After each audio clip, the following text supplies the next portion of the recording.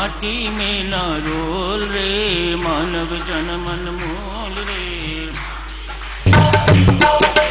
अब जो मिला है फिर न मिलेगा, राम राम बोल रे। अब जो मिला है फिर न मिलेगा, राम राम।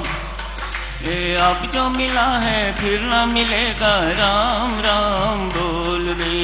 अब जो मिला है फिर न मिलेगा,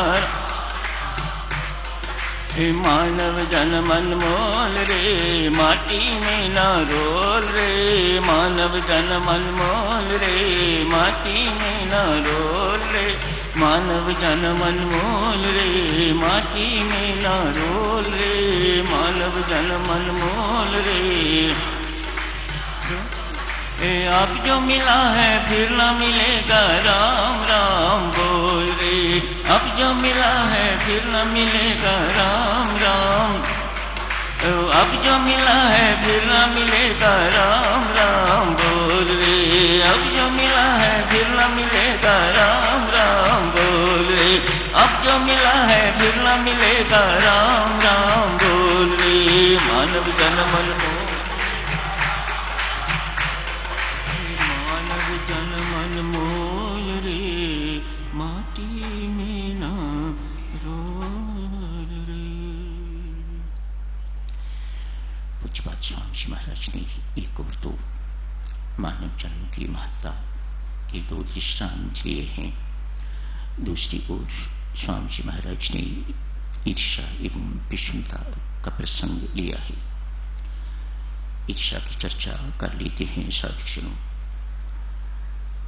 ईर्ष्या एक अद्भुत सी जलन है।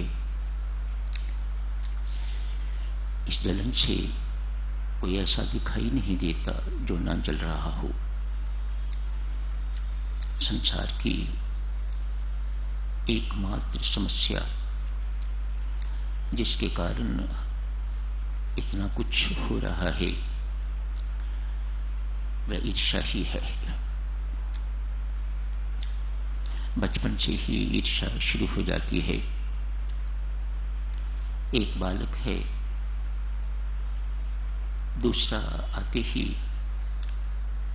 उसकी ईर्ष्या प्रकट होने लग जाती है।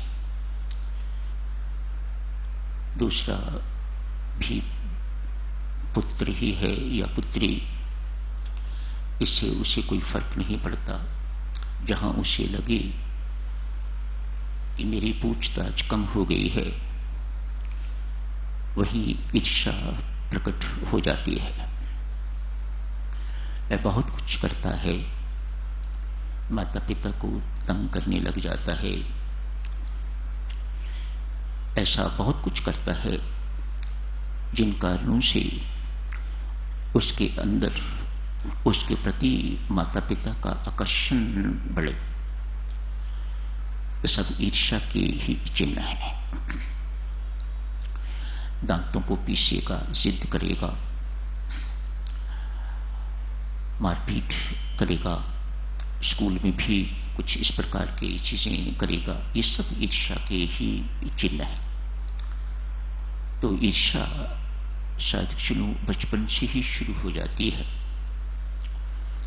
घरों में बहन बहन की ईर्ष्या, ननद भाभी की ईर्ष्या, देवरानी जेठानी की ईर्ष्या इत्यादि इत्यादि आप सब परिचित हैं। इससे जलन है, मत्सर भी इसे कहते हैं। एक सोसाइटी है जिसमें एक ही तरह के फ्लैट्स बने हुए हैं।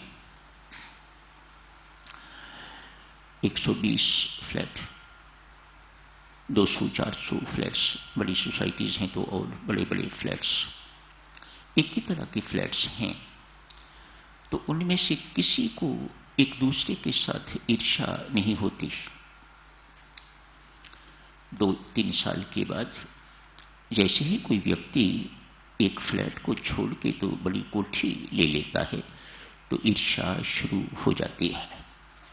एक तरह के फ्लैट्स हैं, मानो एक तरह के व्यक्ति हैं तो उनमें ईर्ष्या बहुत कम। जैसे ही व्यक्ति किसी दूसरे को आगे बढ़ता देखता है, ऊपर चढ़ता देखता है, तो उसके प्रति ईर्ष्या शुरू हो जाती है। स्पष्ट है देवियों सज्जनों, जिसके प्रति आपकी ईर्ष्या है, आप मानो ना मानो, आप मान रहे हो कि वह आपसे आगे है, तभी उसके प्रति आपकी ईर्ष्या है। देखो, इस दुर्गुण से कोई ऐसा नहीं है जो परिचित ना हो, जेलिसी, जलन, लेकिन हर कोई सफर करता है इससे।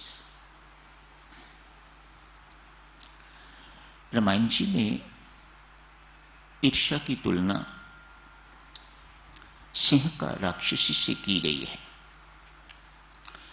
और इसी राक्षसी का पुत्र है राहु। इसका सिर अलग है, धड़ अलग है। चाहे कोई ज्ञान मार्गी है, चाहे कोई भक्ति मार्गी है, दोनों में मुख्य बाधा ईर्ष्या। हनुमान जी महाराज बाल्यावस्था में सूर्य को पकड़ने के लिए, निगलने के लिए गए हैं। सूर्य अर्थात प्रकाश, और जहां प्रकाश होगा वहां अंधकार दूर होता है। स्पष्ट है, ज्ञान के लिए हनुमान जी महाराज गए। प्रकाश को निगलना अर्थात ज्ञान को धारण करना, उसको स्वॉलो करना, वहां राहु मिलता है।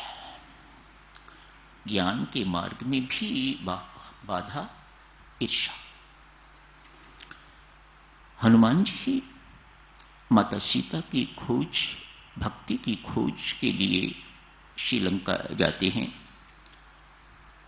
सागर पार करना है तो वहां रास्ते में राक्षसी मिलती है सिंह का, जिसका पुत्र वैरा।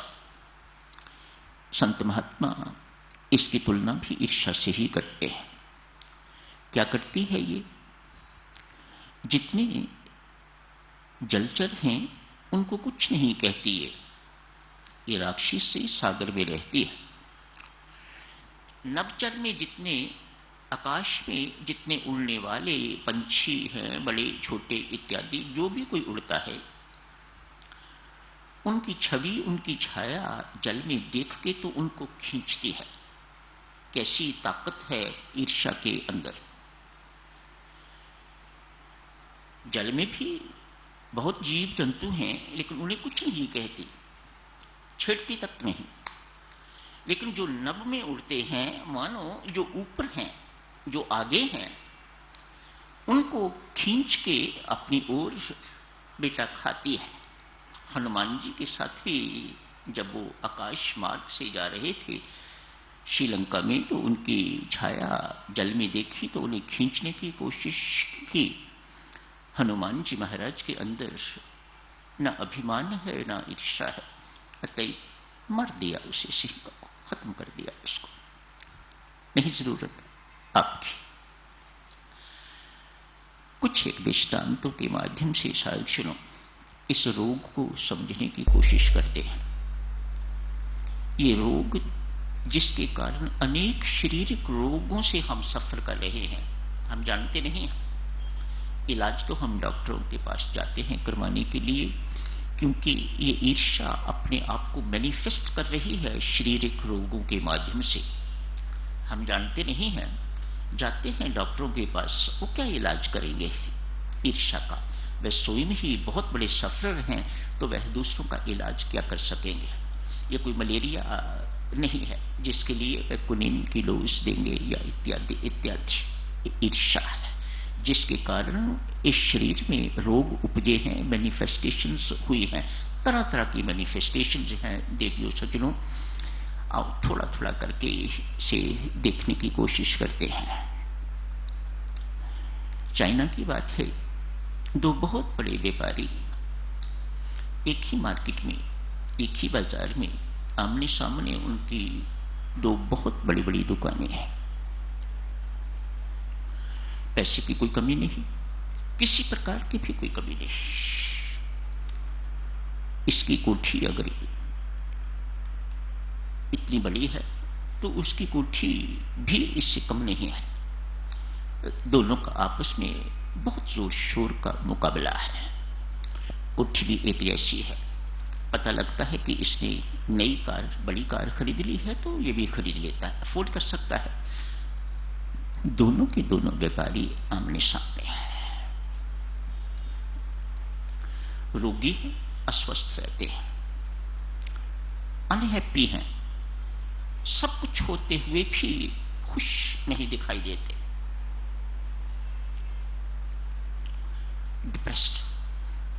डिप्रेशन। डॉक्टरों के पास जाते हैं, वैसे तो कोई रोग दिखाई नहीं देता, लेकिन फिर भी डॉक्टरों के पास जो गया है वैद्य कुछ ना कुछ तो देते ही हैं। इलाज करा करा के थक गए हैं, रोग दोनों में से किसी का टस से मस नहीं हो रहा। बहुत वर्ष बीत गए, अनेक वर्ष बीत गए, दुखी रहते हुए अनेक वर्ष बीत गए, रोगी रहते हुए। किसी ने सजेस्ट किया, अमुक स्थान पर संत कन्फ्यूशियस रहते हैं, चाइनीज संत हैं, बहुत मशहूर संत, उनके पास जाओ, उनके आशीर्वाद से आपको लाभ होगा। दोनों ही गए, जहां एक जाता है दूसरा पीछे पीछे जाता है। ये क्यों जा रहा है वहां पर? ऐसी प्रतिस्पर्धा है उन दोनों में, ऐसा कंपटीशन है दोनों में। फिर ऐसी जलन भी है भीतर, भरपूर खूब जल रहा है एक दूसरे का भीतर। संत महात्मा ने दोनों को पास बिठाया है, पास बिठा के तो समस्याएं सुनी, बोलते जाओ। एक बोलता है तो दूसरा शुरू हो जाता है, वह अपनी बोलता है, ये अपनी बोलता है। संत सुन के तो बहुत सुंदर सुझाव देते हैं, बात सुन ली, समझ गए कि ये क्या कारण है, इनके रोग का, इनके दुखी होने का क्या कारण है। इतना ही कहा, मित्रों एक काम करो, दुकानें तो आपकी वहीं रहेंगी, बहुत बड़ी दुकानें हैं, स्टोर है, इत्यादि इत्यादि, खूब आगे पीछे खूब फैला हुआ है। जो आप दोनों के काउंटर हैं ना, आगे सेल काउंटर जो होते हैं, उनका मुख बदल लो। बड़ा अजीब सा सुझाव है। होता यूं था साधुजनों, वह अपने काउंटर की तरफ कम देखते थे, दूसरे के काउंटर की तरफ, सेल काउंटर की तरफ अधिक देखते थे। और वहां ग्राहक यदि ज्यादा होते थे, अपने से कम भी होते हो, लेकिन दूसरे की चीज, दूसरे की थाली में लड्डू मोटा दिखाई देता है, ज्यादा दिखाई देता है। जलन का कारण। जैसे ही उन्होंने ये उपचार किया, बहुत से रोग, शारीरिक मानसिक रोग उनके ठीक हो गए। अपने दुख से दुखी तो व्यक्ति होता ही होता है, लेकिन ईर्ष्या जो दुख देती है वह बड़ा अद्भुत सा है। दूसरों के सुख को देख के दुखी होना, ये ईर्ष्या का स्वभाव है। दूसरों को दुख देके प्रसन्न होना, सुखी होना, ये ईर्ष्या का स्वभाव है। ये ईर्ष्या ऐसे काम करती है। आज एक वृद्धा है, कुबड़ी, उसका कुबड़ निकला हुआ है, बेचारी कठिनाई के साथ बहुत झुक झुक के हाथ में सोटी है लिए हुए चलती है।